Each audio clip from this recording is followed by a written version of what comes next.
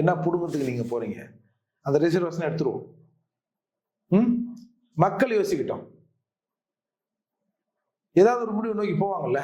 சரி, நாங்கள் சமூக நீதி கட்சி வாய் கிழிய பேச இன்னைக்கு 23 பேர் இருக்கிறாங்க, 22 பேருக்கு இருக்காங்க அப்படிலாம் சொல்றீங்கல்ல.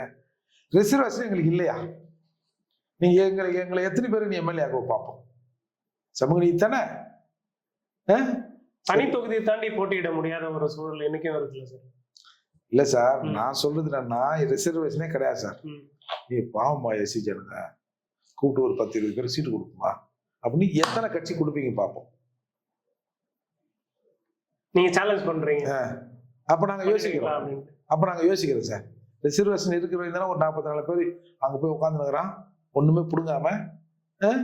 ரிசர்வேஷன் இல்லைன்னு வச்சுங்க, இந்த கட்சிக்காரன் எத்தனை பேர் எங்களை கூப்பிட்டு கொடுக்குறான்? எங்க மக்களை ஏதாவது ஒரு யோசிக்க விடுங்களேன்.